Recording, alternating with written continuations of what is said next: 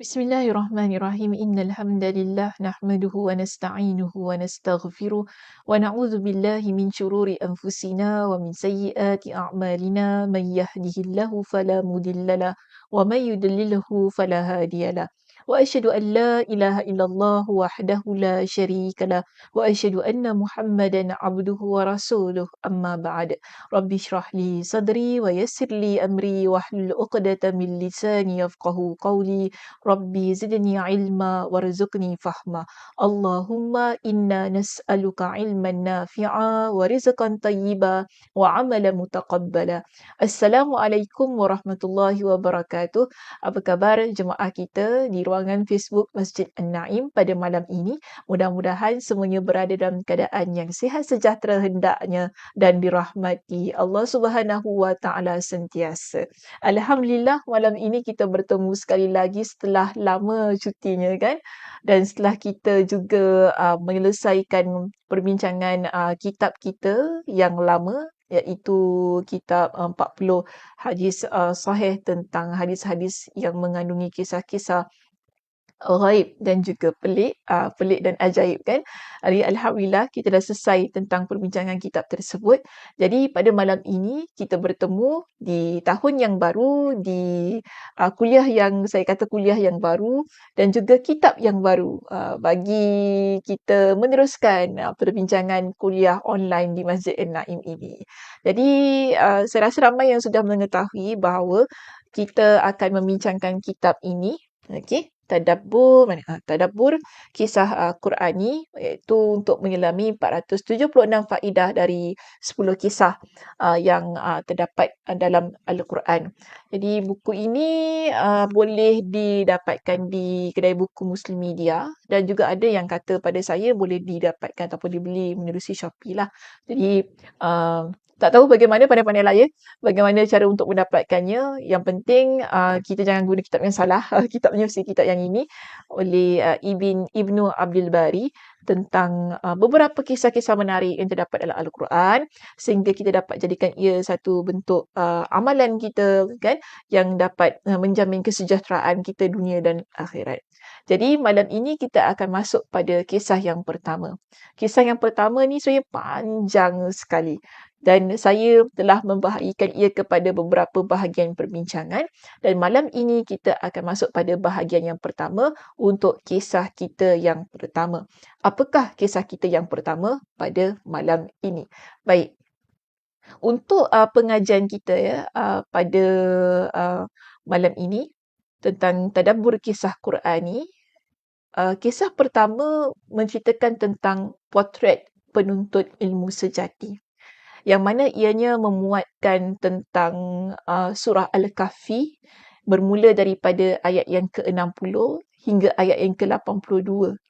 Tetapi pada malam ini kita akan meneliti terlebih dahulu tentang isi kandungan dalam surah Al-Kahfi, pendahuluan ceritanya, apa yang boleh kita raih daripada keseluruhan yang terdapat dalam surah ini. Bermakna kita belum masuk lagi untuk membincangkan ayat 60 hingga 82. Kita baru masuk kepada pendahuluannya sahaja. Baik, jika kita rujuk dalam kitab kita, ianya bermula dari muka surat 34. Oh, mohon maaf saya lupa nak letakkan di slide saya ini muka suratnya. Tapi di sini kita akan mula muka surat 34 perbincangannya tentang kisah perjalanan Nabi Musa bertemu dengan Khadir. Itu sebuah perjalanan yang bersejarah, dikatakan mengandung banyak pengajaran di dalamnya. Secara umumnya tentang surah Al-Kahfi ini ataupun tentang kisah ini dinyatakan bahawa Allah Subhanahu Wa Taala mengabadikan kisah pertemuan dan pembelajaran yang dilalui oleh Nabi Musa alaihi salam dengan Khadir di situ. Di sini tentang Khadir itu, kalau lihat dalam kitab kita, dia ada letak dalam nota kaki yang menunjukkan bahawa cara menyebut nama Khadir itu adalah lebih tepat, kerana itulah yang dimuatkan dalam teks-teks hadis Nabi SAW yang sahih. Tapi kita biasalah, kita orang Melayu ataupun mungkin ada dalam penceritaan-penceritaan yang lain kan, dia lebih dikenali dengan Khidir, kalau bahasa kita lah, kalau konteks kita ni. Namun kalau kita rujuk kepada teks asalnya, nama Khidir itu lebih tepat disebut dengan nama Khadir. Maka sebab itu di dalam teks ini ataupun dalam kitab ini memilih pendekatan tersebut untuk mengekalkan penyebutan nama asalnya iaitu Khadir, dan saya juga mengambil pendekatan yang sama. Okey. Jadi kisah perjalanan Nabi Musa alaihi salam yang menuntut ilmu dengan dengan Khadir di sini telah Allah Subhanahu wa taala abadikan dalam Al-Quran untuk menunjukkan kepada kita ini umat Nabi sallallahu alaihi wasallam tentang satu sosok ataupun satu figure yang telah Allah Subhanahu wa taala angkat dirinya sebagai seorang nabi, namun dia masih lagi tidak segan untuk menuntut ilmu dari orang lain. Jadi inilah perkara yang perlu kita pelajari daripada Nabi Musa alaihi salam. Dalam keadaan dirinya sudah kalau kita nak sebutkan dirinya itu adalah seorang yang hebat kan, dah telah diangkat ataupun dilantik menjadi seorang nabi, namun masih lagi ada inisiatif, ada keinginan untuk belajar daripada orang lain.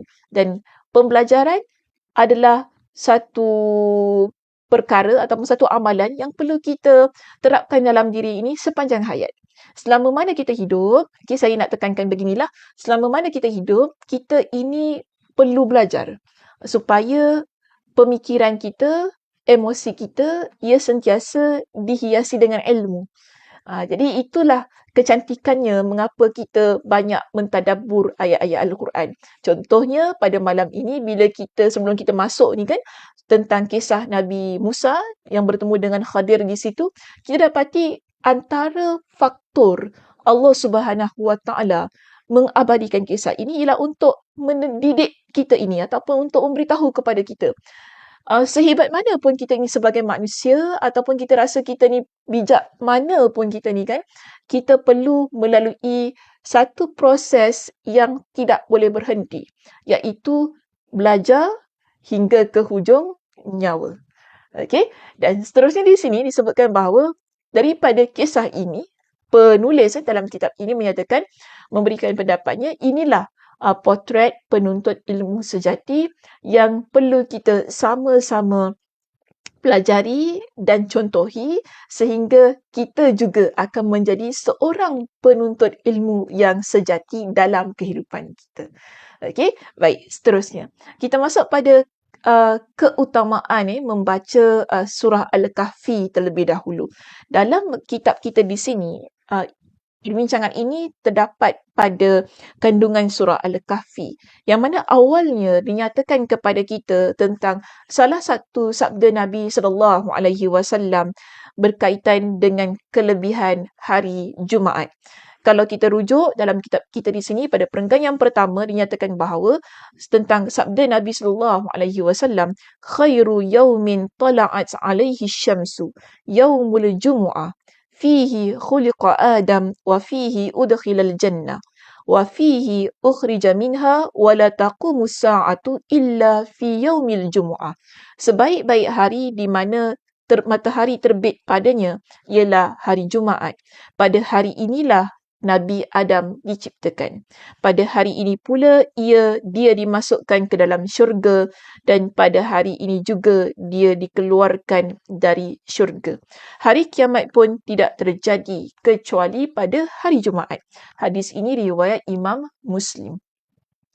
Jadi, dalam teks ini dia menyebutkan tentang hari Jumaat, kelebihan hari Jumaat yang mana dikatakan bahawa sebaik-baik hari matahari terbit dulu pada hari Jumaat. Kemudian Nabi Adam diciptakan pada hari Jumaat. Pada hari Jumaat juga Nabi Adam dimasukkan ke dalam syurga. Pada hari Jumaat juga Nabi Adam dikeluarkan daripada syurga. Dan kemudian yang akhir sekali hadis Nabi SAW di situ ditutup dengan satu lafaz yang menunjukkan kepada kita hari kiamat akan terjadi pada hari Jumaat.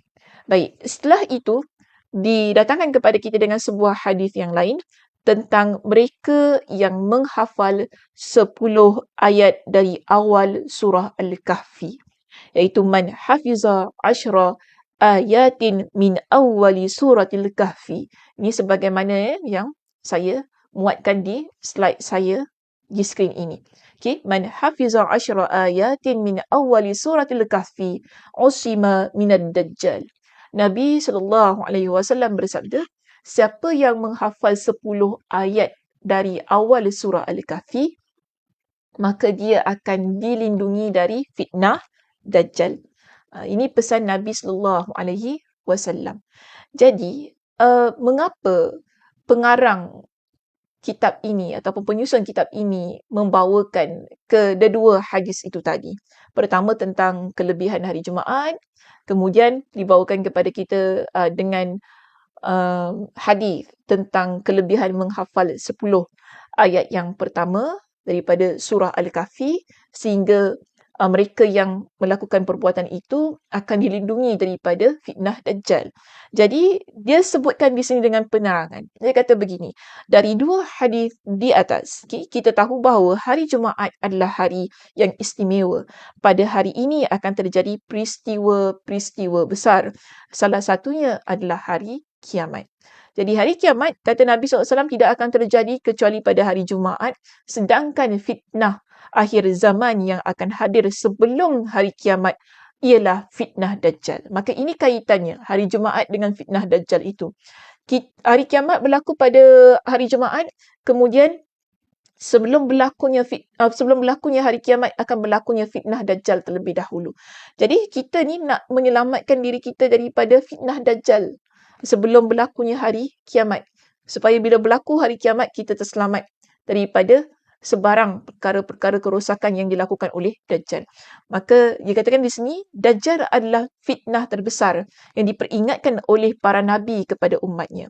Oleh kerananya, umat Islam dianjurkan untuk membaca surah Al-Kahfi pada hari Jumaat, kerana surah Al-Kahfi berisi penyelamat dari fitnah-fitnah tidak terkecuali daripada fitnah Dajjal. Jadi sebab itu kita ni nak jadi seorang muslimat yang selamat daripada fitnah Dajjal tu tadi, yang mana fitnah Dajjal ini ia berlaku sebelumnya hari kiamat, kan? Jadi hari kiamat berlaku pada hari Jumaat, kita biasakan untuk membaca surah Al-Kahfi pada hari Jumaat, yang mana saya datangkan di sini dengan sebuah hadis Nabi SAW tentang keutamaan membaca surah Al-Kahfi pada hari Jumaat. Nabi SAW bersabda, Nabi kata, man qara'a surat Al-Kahfi surat Al-Kahfi fi yaumil Jum'ah adha'a lahu minan nuri ma bainal jum'ataini. Siapa yang membaca surah Al-Kahfi pada hari Jumaat, dia akan siapa yang membaca surah Al-Kahfi pada hari Jumaat, dia akan disinari, disinari cahaya cahaya di antara dua Jumaat.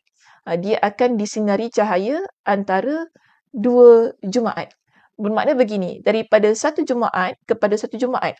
Jumaat minggu ini kita baca surah Al-Kahfi, maka hidup kita ini akan disinari dengan cahaya sampailah kepada Jumaat yang berikutnya. Jadi ini merupakan antara keutamaan mengapa kita baca surah Al-Kahfi pada hari Jumaat. Kemudian tadi di atas itu disebutkan tentang mereka yang dia menghafal. Sebab bila kita ni dah sentiasa membaca surah tersebut, pasti surah yang ayat yang pertama di awal surah itu kita akan ingat. Kan biasanya begitulah. Kalau tak ingat tu nak kena usahalah ya untuk hafal. Jadi pada ayat yang pertama tu kita dah biasa baca kan, so kita akan ingat. Maka mereka yang biasa membaca surah Al-Kahfi pada hari Jumaat, kemudian dia ingat pula tentang 10 ayat yang pertama dalam surah Al-Kahfi itu, maka di sini ada dua keutamaan yang ada pada diri dia. Pertama ialah akan disinari dia dengan cahaya daripada satu Jumaat kepada satu Jumaat yang berikutnya. Okay, kalau kita konsisten dengan pembacaan itu, maknanya sepanjang minggu itu, hidup kita ini akan disinari dengan cahaya. Kemudian, orang yang dia menghafal 10 ayat yang pertama dalam surah Al-Kahfi itu, Nabi kata apa? Dia akan selamat daripada fitnah Dajjal. Dan jika ditakdirkan dia hiduplah, jika ditakdirkan dia hidup dalam keadaan yang mana ada fitnah Dajjal itu, insya-Allah dia akan selamat. Yang seterusnya berlakulah hari kiamat pada hari Jumaat, maka dia akan terus-terusan berada dalam keadaan yang terselamat daripada segala macam fitnah. Fitnah yang berlaku sebelum hari kiamat dan fitnah yang berlaku pada hari kiamat. So begitulah kita kata sebagai keutamaan orang yang membaca surah Al-Kahfi. Jadi bila kita melihat secara keseluruhannya tentang isi kandungan surah Al-Kahfi ini, ada 4 kisah utama yang boleh kita highlightkan dalam surah Al-Kahfi. Iaitu pertama, dah sejajar dengan namanya itu sendiri, kan Al-Kahfi ada kisah Ashabul Kahfi di dalam surah ini. Okey. Apa ni, jadual ini boleh dilihat pada muka surat 35 dalam kitab. Dalam kitab dalam bentuk teks lah. Jadi dalam slide saya letakkan dalam bentuk jadual tu supaya mudah untuk kita nampak tentang kisah-kisah yang terkandung di dalam surah ini. Yang pertama, bila kita baca surah Al-Kahfi ni, kita akan dapati ada tentang kisah Ashabul Kahfi yang terkandung dalam ayat 9 hingga 26. Okey, yang terkandung dalam ayat 9 hingga 26 yang menceritakan tentang sekelompok pemuda yang beriman kepada Allah Ta'ala dan hidup di tengah pemerintahan yang zalim, dan mereka juga sudah berusaha berdakwah ataupun mendakwahkan Islam itu, namun dakwah mereka ditolak. Kemudian mereka berlindung ke dalam sebuah gua untuk menyelamatkan keimanan mereka. Namun akhirnya Allah takdirkan mereka tertidur di dalam gua selama 309 tahun. Okey, ketika mereka dibangunkan, Allah dari tidurnya, keadaan negeri sudah berubah dan penduduknya telah beriman kepada Allah Subhanahu Wa Taala. Baik, itu adalah kisah yang pertama. Seterusnya pada kisah yang kedua ialah kisah Sahib Al-Jannatain, iaitu kisah pemilik 2 kebun yang terdapat pada ayat 32 hingga 44.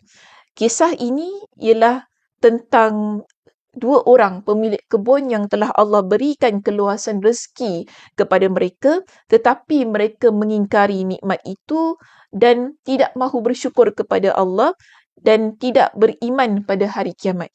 Yang akhirnya Allah Subhanahu Wa Taala menghapuskan nikmat tersebut. Nanti kalau dibaca akan dapat kisah penuhnya. Ini cuma disebutkan secara ringkas saja setiap kisah itu.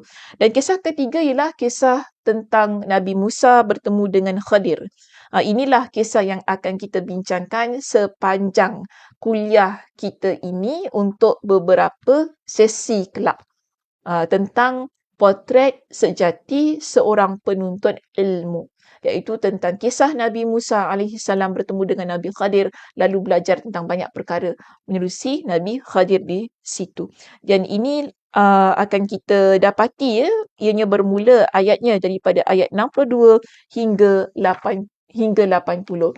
Dan kisah terakhir yang terkandung dalam surah Al-Kahfi ialah kisah keempat di sini, ialah kisah Zulqarnain, iaitu seorang raja yang adil dan menebarkan kebenaran ke seluruh negeri hingga bertemu dengan satu kaum yang hampir tidak dimengertikan bahasanya. Namun meskipun memiliki kekuasaan dan kemampuan dalam melaksanakan tugasnya, beliau masih meminta pihak yang meminta tolong untuk berperanan aktif membantu beliau. Jadi tentang kisah Zulqarnain ini kita dapati ianya bermula daripada ayat 83 hingga 98. Daripada keempat-empat kisah ini kita boleh bahagikan bahawa terdapat 4 fitnah. Fitnah ni kalau dalam bahasa Arab biasanya ianya bermaksud ujian. Ujian dalam kehidupan kita. Jadi fitnah tu bukan maksud fitnah kita pergi memfitnah cerita yang tidak betul lah, bukan begitu. Tetapi fitnah lebih tepat kita fahami ia sebagai ujian. Dalam kisah yang pertama, tentang kisah Ashabul Kahfi, kita dapati bahawa terdapat fitnah iman, iaitu ujian tentang keimanan. Okay? Dan dalam kisah yang kedua, kita dapati di situ ada tentang fitnah harta, ujian tentang harta benda yang ada dalam kehidupan manusia. Bila kita merujuk pada kisah yang ketiga, iaitu kisah kisah Nabi Musa bertemu dengan Khadir di situ, ini merupakan kisah yang memuatkan tentang fitnah ilmu, ujian tentang ilmu pengetahuan yang dimiliki oleh manusia. Dan berikutnya di situ, yang terakhirlah tentang kisah keempat, kisah Zulkarnain. Ia berkaitan tentang fitnah kekuasaan, ujian kekuasaan yang Allah Subhanahu Wa Taala berikan kepada umat manusia. Di samping itu, dalam surah Al-Kahfi bukan sahaja memuatkan tentang keempat-empat kisah ini dan juga keempat-empat fitnah tersebut, tetapi memberikan kepada kita dengan solusi bagaimana untuk berhadapan dengan keempat-empat fitnah itu. Baik, dalam kitab kita menyebutkan tentang satu persatu fitnah tersebut, kemudian bagaimana kita ini untuk berhadapan dengan fitnah itu ataupun jalan keluar yang perlu kita lakukan supaya kita bila berhadapan dengan ujian tersebut, kita tahu apa yang perlu kita lakukan bagi mengatasi permasalahan-permasalahan berkaitan dengan ujian-ujian tersebut. Baik, di sini kalau kita lihat kepada fitnah yang pertama. Solusi bagi fitnah yang pertama iaitu fitnah iman, disebutkan kepada kita bahawa ada dua perkara yang perlu kita lakukan. Yang pertama ialah bersahabat dengan orang yang soleh. Yang kedua ialah merenung balasan dari kekafiran dan ganjaran keimanan yang ada dalam kehidupan kita ini. Jadi bila kita nak selamat daripada fitnah iman itu tadi, ujian keimanan, supaya kita ni bila dah beriman sekarang ini, kita jadi orang yang kekal dengan keimanan sampai ke hujung nyawa kita.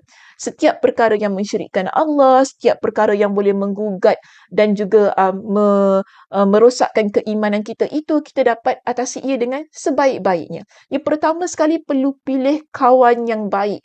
Bersahabat dengan kawan yang baik dalam hidup kita. Kawan yang sama-sama beriman, maknanya keimanannya mantap, keimanannya kuat. Kalau kita memilih kawan yang salah, yang mana kawan itu memang geng-geng yang mensyirikkan Allah Subhanahu Wa Taala. Dalam situasi ini, kita boleh jadi, besar kemungkinan kita juga akan turut bersama-sama dengan sahabat itu untuk melakukan perbuatan yang merosakkan keimanan kita. Sebab itu penting cari kawan yang baik, cari kawan yang betul agar sama-sama dapat memotivasi diri kita ini mengekalkan keimanan dan beramal ibadah kepada Allah Subhanahu Wa Taala dalam keadaan yang betul. Dan hal ini, Allah Subhanahu Wa Taala sebutkan dalam ayat yang ke-28 tentang bersahabat dengan orang-orang yang saleh. Allah letakkan pada ayat yang ke-28 dalam surah Al-Kahfi manakala berkaitan dengan tentang balasan dan ganjaran yang kita ni dalam kehidupan sebagai seorang yang beragama Islam ni lakukan itu disebutkan dalam surah Al-Kahfi pada ayat yang berikutnya iaitu 29 hingga 31. Jadi, dia senang begini. Nak selamat daripada ujian keimanan, pertama pastikan dengan siapa kita berteman, bagaimana akidahnya, bagaimana pengamalannya, dan yang kedua, sentiasa ingatkan pada diri kita tentang akibat daripada setiap perbuatan yang kita lakukan. Kalau kita buat perkara yang baik, iaitu menjaga keimanan, beramal soleh, insya-Allah Allah akan berikan kepada kita dengan ganjaran yang baik. Namun sebaliknya, kalau kita buat perbuatan-perbuatan yang mensyirikkan Allah, perbuatan kekafiran itu tadi, maka Allah akan berikan kepada kita dengan azabnya yang sangat pedih. Sebab itu kita jaga. Ujian fitnah itu bila berlaku ataupun mungkin Allah uji kita selesaikan dengan dua solusi tersebut. Baik, seterusnya. Kita ada fitnah yang kedua di sini iaitu fitnah harta. Allah Subhanahu Wa Taala setelah Allah menceritakan tentang apa yang berlaku kepada pemilik dua kebun tersebut. Lalu Allah Subhanahu Wa Taala memberitahu kepada kita bagaimana kita ni sebagai umat manusia ini, iaitu hamba Allah Subhanahu Wa Taala, bila kita ada harta kekayaan, bila kita ni menjadi insan yang memiliki kelebihan daripada sudut wang ringgit, apa sepatutnya yang kita lakukan dengan harta tersebut. Dan di sini pertama Allah menyatakan kepada kita, kita perlu mengetahui tentang hakikat kehidupan dunia kita. Kita kaya, kita banyak duit, kita kena ingat bahawa duit kita tak kekal dengan kita. Harta benda yang ada ini semua adalah milik Allah. kehidupan kita di dunia ini adalah kehidupan yang tidak kekal, yang akhirnya kita akan mati, kita tidak akan ditanam dengan harta benda kita.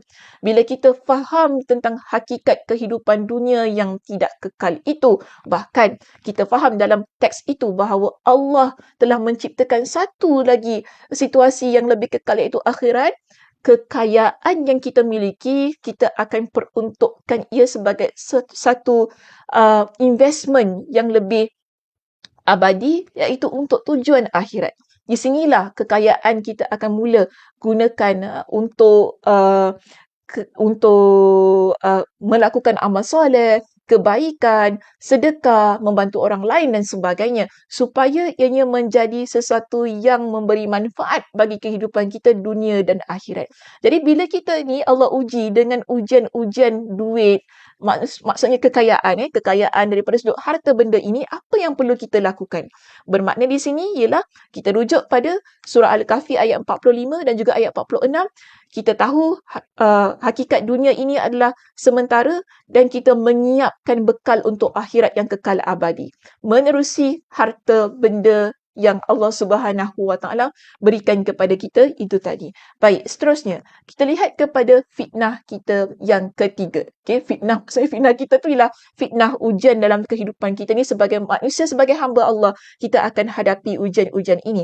Jadi pertama tadi Allah disebutkan tentang fitnah iman, kedua fitnah harta benda, dan ketiga sekarang ialah fitnah ilmu. Fitnah ilmu ia berlaku bukan hanya kepada orang yang bijak pandai, tetapi juga berlaku kepada masyarakat awam. Okay, kita ni ada ujian daripada sudut ilmu pengetahuan. Maka bila kita pandai, bila kita bijak, ataupun bila kita ada info dan maklumat, apa yang sepatutnya kita buat? Sebab jadi orang yang ada maklumat, menjadi orang yang memiliki kebijaksanaan, itu juga adalah ujian yang Allah Subhanahu Wa Taala berikan kepada kita. Jadi, apakah solusinya? Di sini Allah Subhanahu Wa Taala memerintahkan kepada kita dalam surah Al-Kahfi pada ayat yang ke-66.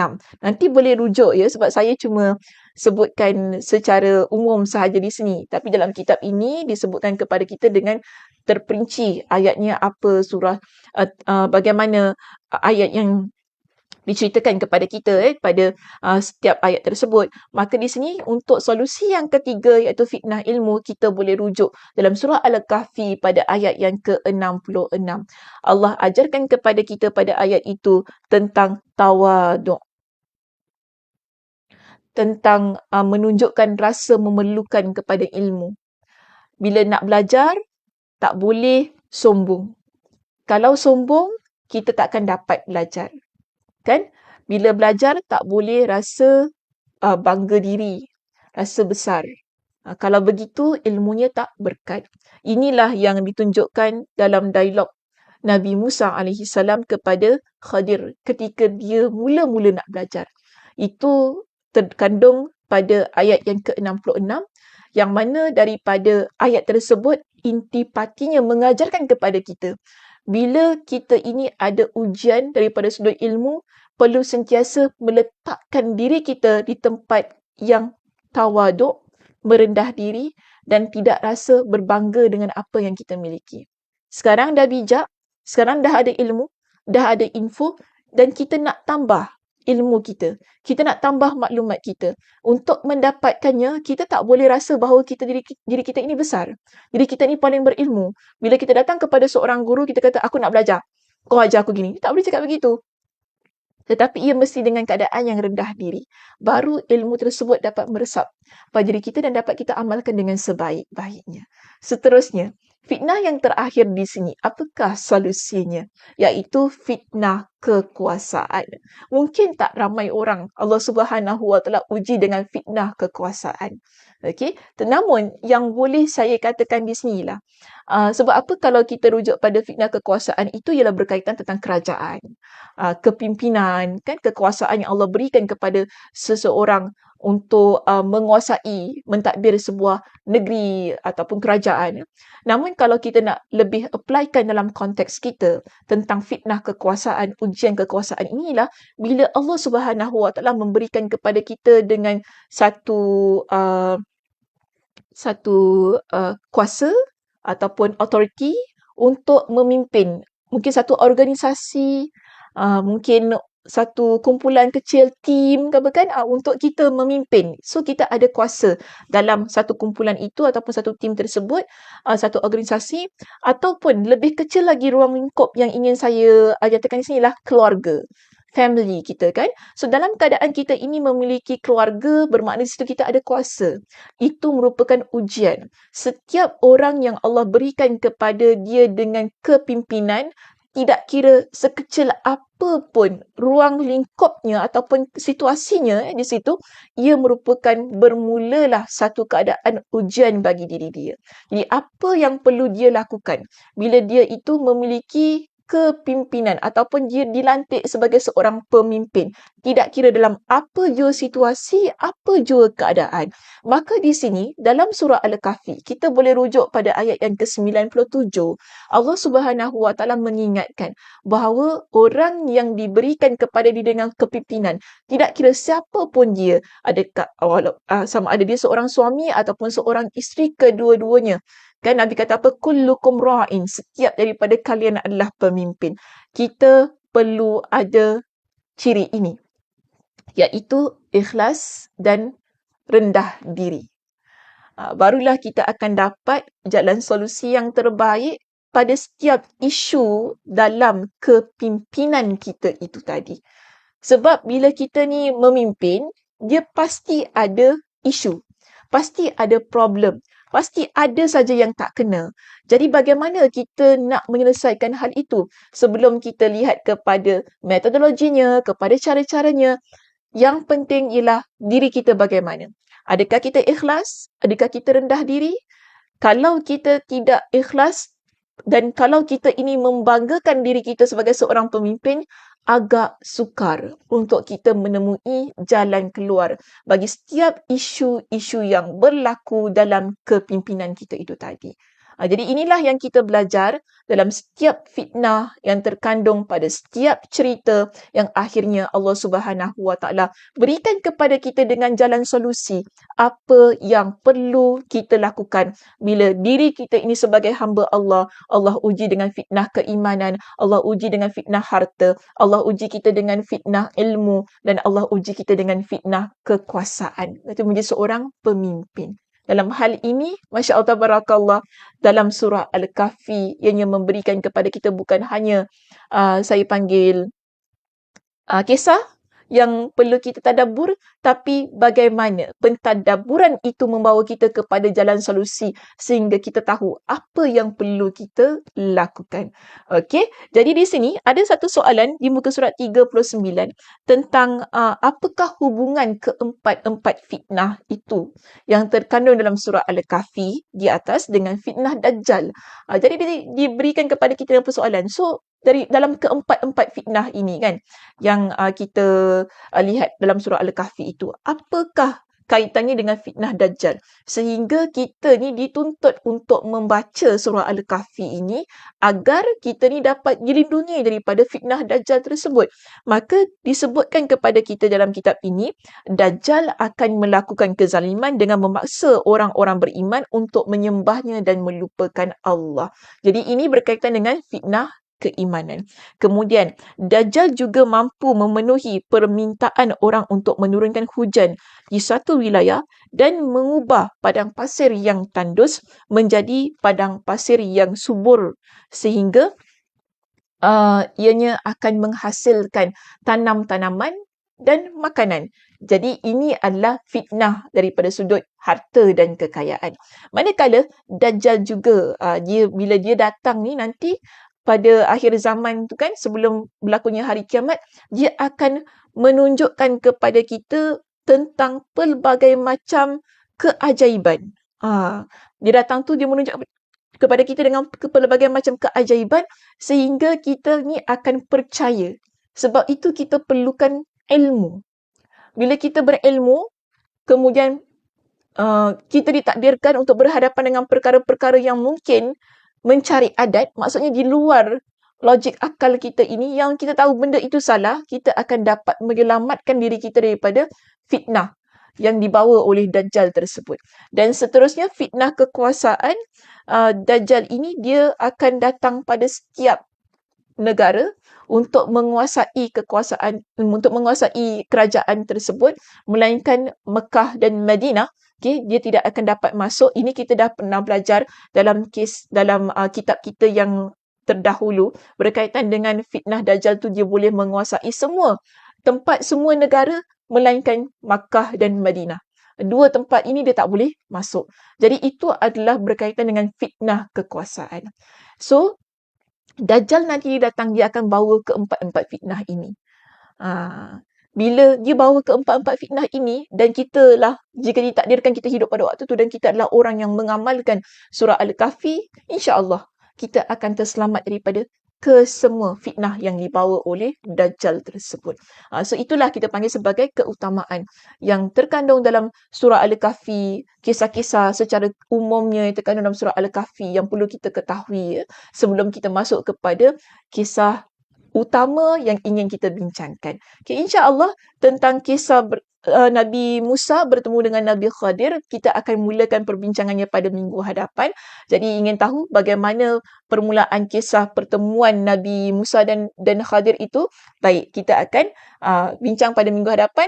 Tunggu bagaimana perbincangan yang akan saya bawa pada minggu hadapan itu untuk kita sama-sama membongkar satu sejarah yang Allah Subhanahu Wa Taala abadikan dalam Al-Quran, sehingga kita ni sebagai seorang penuntut ilmu dapat mempelajari banyak perkara daripada Nabi Musa alaihi salam itu nanti.